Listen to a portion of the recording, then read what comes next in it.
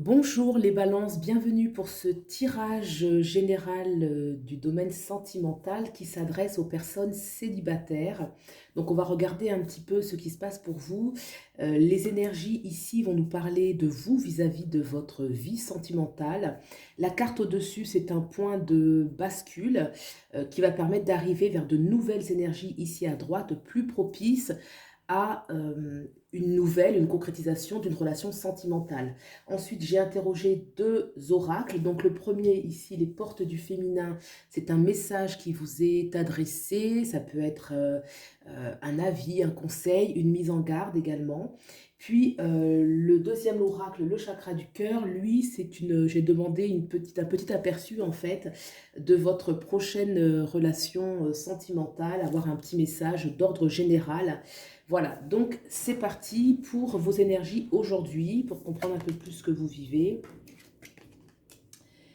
Donc le 2 d'épée, l'as d'épée, donc là on est dans les épées, hein. Et on a le cavalier de coupe, ok, qui lui nous parle d'amour davantage. Alors, le 2, on voit que vous avez pu être ou vous êtes enclin à certains doutes, une question de choix, ou peut-être qu'on a du mal à se décider, on a du mal à faire un choix, on a besoin pour cela de rentrer à l'intérieur de soi pour vraiment voir ce que l'on veut, hein. Le 2 d'épée, c'est ce qui précède un peu le choix, où on doit être voilà, dans une introspection et voir vraiment quel est le chemin qu'on veut prendre, hein. On voit qu'elle a les yeux bandés parce qu'elle va les regarder à l'intérieur de soi afin de faire le bon choix. Donc il y a pu y avoir des doutes, beaucoup de doutes dans le passé sur le domaine sentimental, où c'est actuellement où on est encore un peu tiraillé. Ça peut être aussi inconscient, on a du mal en fait à se décider, à vraiment se lancer dans se lancer vraiment dans une relation sentimentale.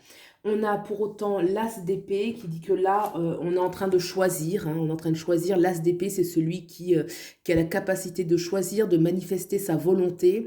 Ça va rester encore au niveau mental pour le moment, c'est pas encore ancré dans la matière, mais on le décide, hein. Au niveau mental, on commence à prendre les choix, à faire les bons choix, et on a envie de s'affirmer, on a envie de prendre de l'avant. On voit que l'épée va transpercer la couronne, là, donc il y a un but à cela, c'est de pouvoir obtenir vraiment ce que l'on veut, et la couronne, donc ça augure quelque chose de positif, de royal. On sort un petit peu de cette tourmente là justement du 2 où on est dans le doute, dans l'introspection, dans l'indécision. Il y a aussi l'énergie d'indécision qui peut émaner de ce 2 d'épée, et là justement on en sort avec cet as qui lui décide, tranche, franchit un seuil. On a derrière le cavalier de coupe. Le cavalier de coupe, c'est celui qui va se battre, celui qui va prendre de l'avant, voyez, son cheval qui va vers la droite, qui s'en va, qui quitte la terre ferme, qui va dans les eaux, donc il va quitter un terrain connu, un terrain sûr pour quelque chose de nouveau, et il rentre un peu plus dans ses émotions, hein. L'eau va représenter les émotions. Avec le cavalier, il y a toujours une notion de comment dirais-je, de mise en route, mais de façon peut-être un petit peu, non pas stratégique, c'est peut-être pas le bon terme, mais on se bat quand même, hein. Le cavalier, c'est le général en fait du roi et de la reine, donc c'est celui qui va quand même se battre, qui va défendre sa cause. Et là, on veut défendre le plan sentimental dans sa propre vie. Donc avec ce cavalier, cette carte indique que on a envie d'y aller, on a envie de se battre pour ça, que ça en vaut la peine, qu'on est sorti d'une certaine latence, d'indécision, on a pris un choix et que là maintenant on veut foncer, on veut y aller. Le cavalier, c'est celui qui ne va pas hésiter en fait, hein. Il est dans l'énergie un petit peu guerrière entre guillemets, hein, c'est-à-dire celui qui y va courageusement, et là il tient vraiment sa coupe, ce qui montre que voilà, là maintenant pour lui c'est important, il y va et la décision est prise.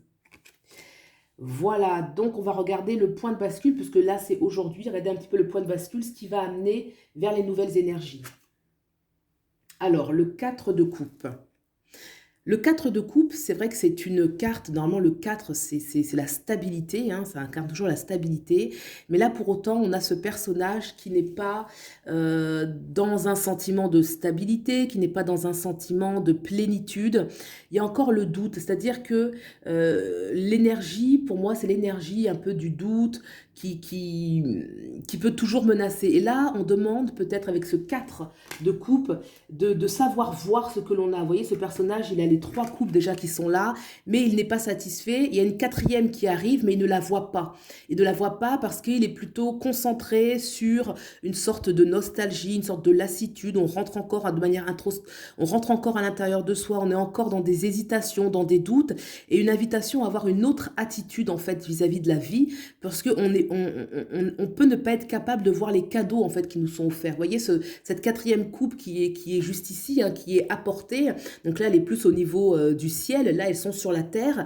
Et une invitation à savoir recevoir peut-être un peu et d'éviter justement d'être trop dans une sorte d'introspection, une sorte de doute, une sorte d'indécision, de rester dans une attitude positive et réceptive.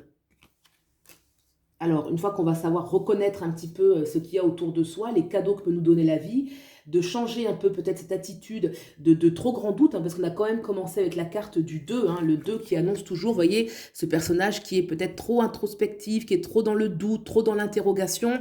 Là, on lui demande peut-être de sortir, d'enlever ce bandage des yeux et de voir vraiment la vie telle qu'elle est. Parce que là, il a les yeux, effectivement, qui ne sont pas bandés, mais il n'est pas réceptif, hein. Il est encore les yeux fermés, une sorte de nostalgie, où on n'est pas alerte de tout ce qui peut se passer autour de soi. Donc, une fois qu'on a fait ce changement un petit peu, qu'est-ce qui va arriver? Et voilà, le 5 de bâton. Ok. Donc, on a déjà la renaissance par le prince, le valet de coupe. Donc là, ça veut dire qu'il y a une énergie neuve, nouvelle. Le prince de coupe, c'est celui qui est, voilà, il est innocent, il vit son temps, sa jeunesse. Les coupes vont représenter la plénitude des sentiments, la plénitude d'une relation, donc une grande disposition pour l'amour. Là, avec le cavalier, on avait l'attitude de quelqu'un qui doit aller défendre ce qu'il veut. Là, en fait, il ne défend pas. Il respire naturellement. Son aura est presque saturée d'amour. C'est presque sa raison d'être. Et il va émaner une telle vibration qui va attirer à lui naturellement, en fait, l'amour, tout simplement. Alors que là, il y a plus une notion de devoir un petit peu défendre ce qu'on veut. Va s'ensuivre une très belle carte qui est le 3 de coupe. Donc là, on est encore dans les coupes. Le 3 de coupe nous parle d'échange, clairement, nous parle d'échange. Vous voyez ces 3 personnages qui sont dans un partage, dans une harmonie. Il y a de la joie, il y a de la fête, il y a de la bonne humeur, il y a de la simplicité, il y a du partage, très important.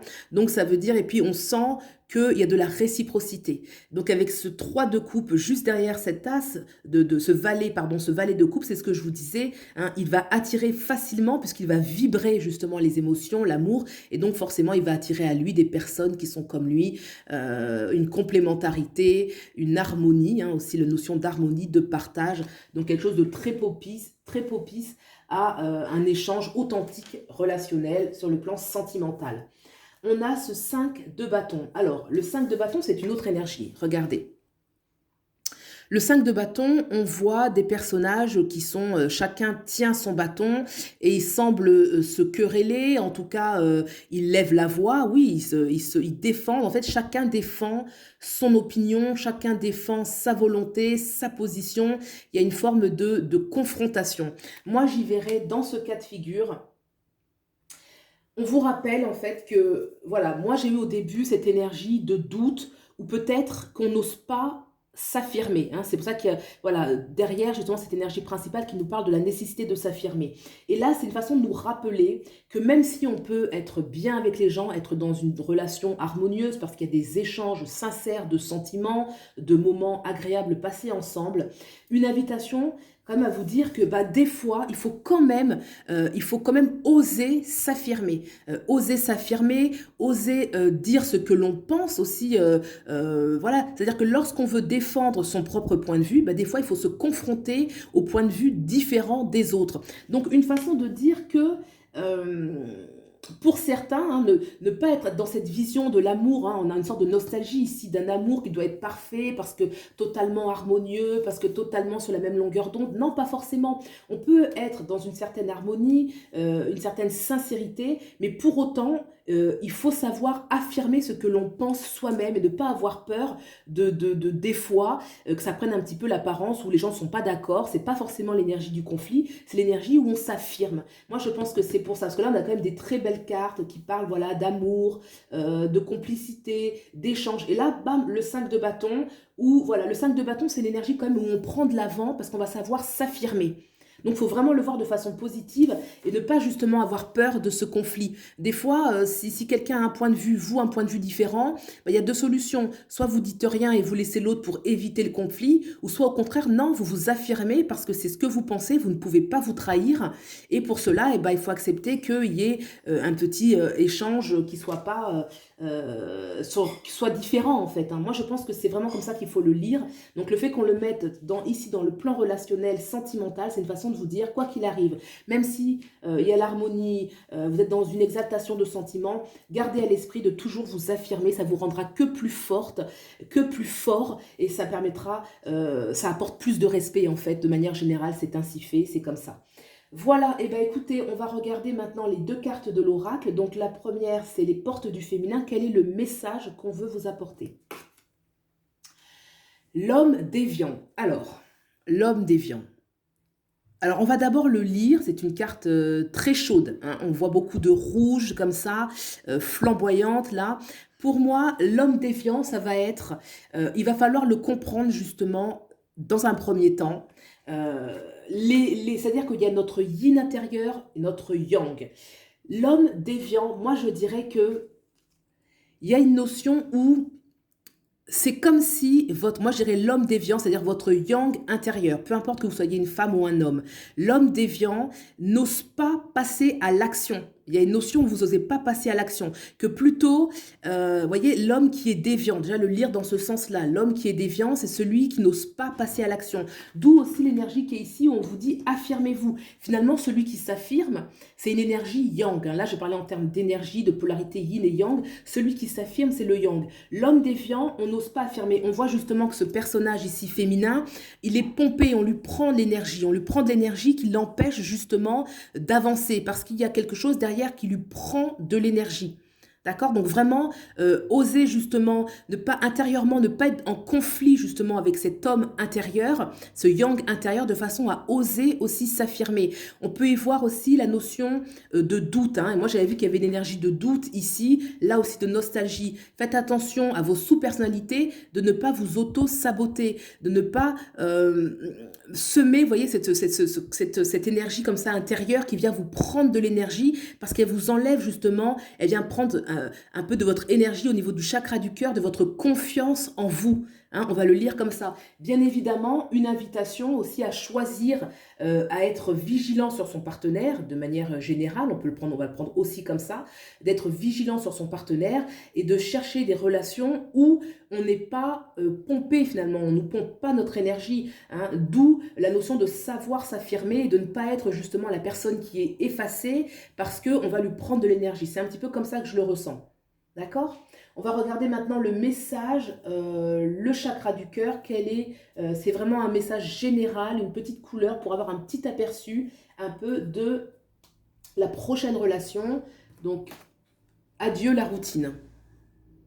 Alors, c'est une relation qui va vous sortir de votre zone de confort. Et c'est pour ça, justement, qu'on a quand même cette carte. Vous voyez, c'est très harmonieux ici, très harmonieux.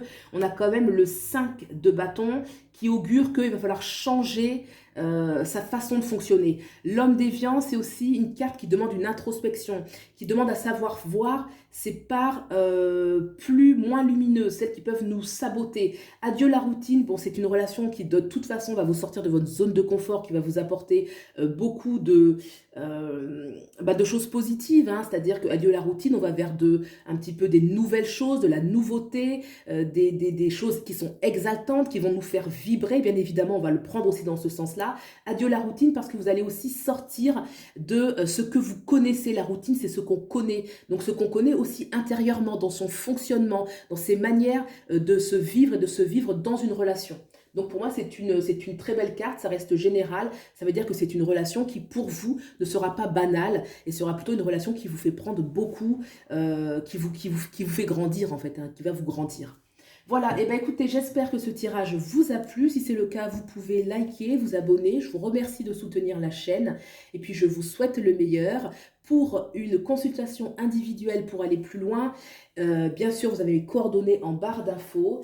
Et puis voilà, je vous souhaite le meilleur et je vous dis à bientôt. Au revoir.